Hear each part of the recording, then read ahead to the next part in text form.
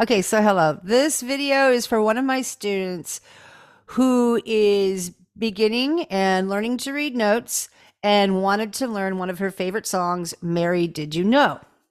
So I have a lead sheet here on my piano. A lead sheet is just the melody, and then the chords of the song are listed above where you will play them. Side note on that, let's see if there are any. Yes, right here. You see two chords in this measure listed above one measure. And the chords will be listed on the beat of the measure where you're to play the chord. In this case, you would play F on beat 1 and C on beat 3. 1, 2, 3, 4. We have 4 beats per measure. Quarter note is getting the count. Okay. So if you were going to just play this song and use these chords, and you can use these shapes up here, but these are triads. Actually, there's one seventh chord.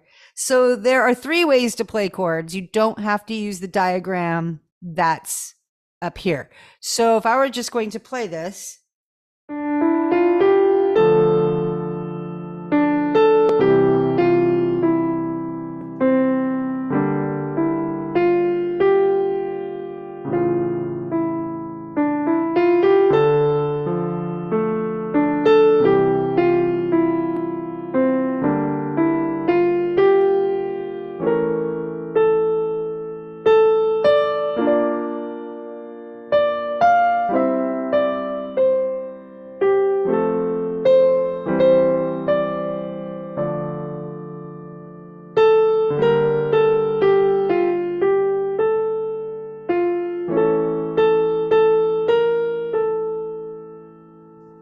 okay, so that's very nice, but kind of boring. I mean, just playing whole notes with chords, you could probably come up with a different arrangement. And that's what we're working on now.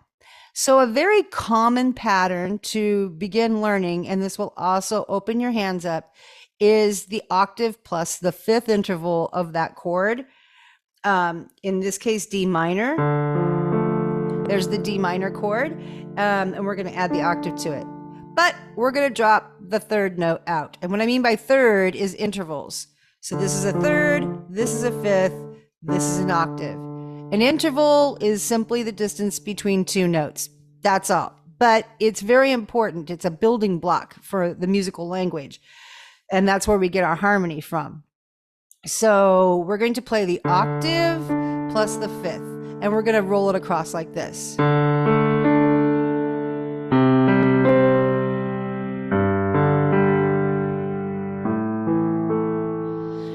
Notice that when you play an octave plus a 5th, it works for major or minor sound because the major minor sound is determined by the 3rd interval of the chord.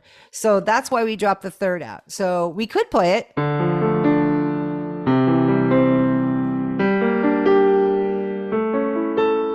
That's cool too. But that's a little more complex when you have to add the melody. So we're just going to drop the 3rd out. It will work either way. So this time we're going to move the melody up here so our hands don't run into each other.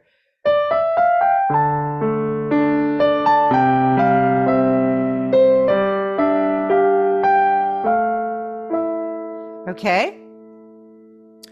So the question is this 2-note chord up here. Okay. So what I had suggested to my student was start on F. That's the melody, okay? So we could go.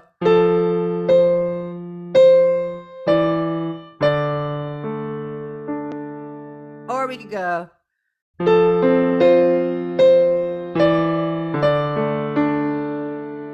So I told her, you could see in my music that I wrote F, then E, then D. So I told her, play the F, octave plus the 5th, and then just walk down to D, because the E note is a note that's in the C major chord. So it works. And in this case, it's considered a passing tone, meaning that you're just using this tone to go from one place to the next. And the two main chords are F and D. So that random C chord in there is a step down or a passing chord. So if we played it with chords, whoops, that's a D7. So, oops.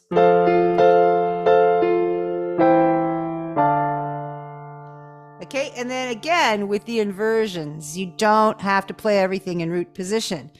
Not only does it make your hand positions easier than jumping around from root position all the time, our ears hear the outside notes of chords or music. We usually hear the bass notes and the soprano notes, or the low end and the high end.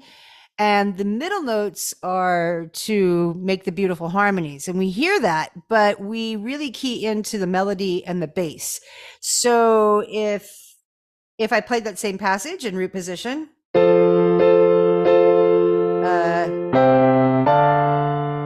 have that kind of sound.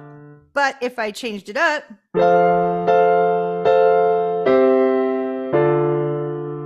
notice it has a little bit different quality to it.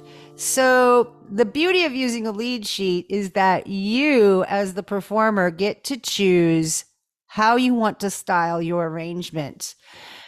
And this is a vocal piece. So if you were accompanying a singer, you know, it gives you a much more variety to use your imagination and to style the song along with the singer. So you can just kind of mix it up a little bit, and you can improv on the fly and really come up with interesting creations immediately. So again, when you're playing this measure up here, we're just going to step it down.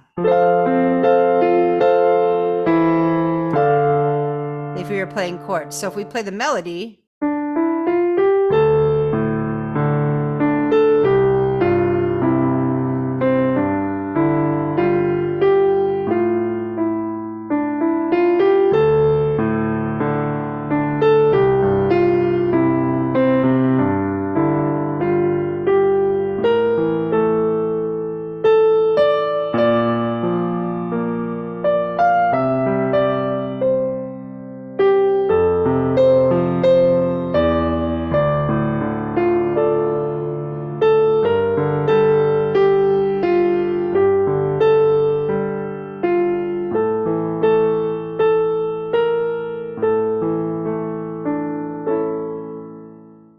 I hope that clarifies what you could do with arrangement. Start with the octave plus a fifth, because then you can start getting fancy later if you practice that.